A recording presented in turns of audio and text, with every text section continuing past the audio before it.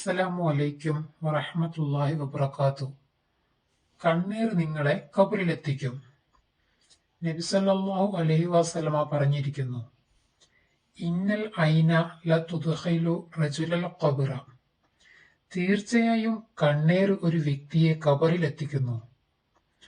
വതുദ്ഖിലുൽ ജമല അഖിദറ. ഒട്ടകത്തെ ഭക്ഷണപാത്രത്തിലും എത്തിക്കുന്നു. ഇനി കണ്ണേറ് തട്ടിയാലുണ്ടാകുന്ന അടയാളങ്ങൾ എന്തൊക്കെയാണെന്ന് നോക്കാം.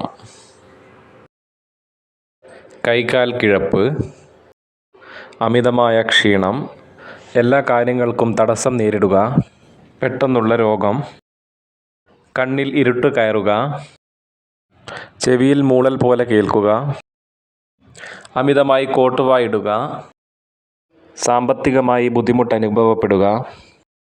ഇത്തരത്തിൽ ഒരുപാട് അടയാളങ്ങൾ കണ്ണേറ് തട്ടിയവനിൽ നമുക്ക് കാണാൻ കഴിയും.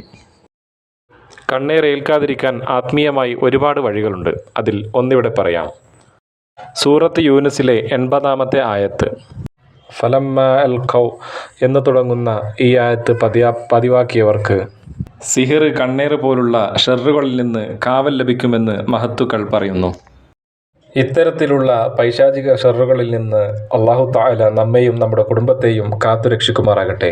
ആമീൻ യാ റബ്ബൽ ആലമീൻ.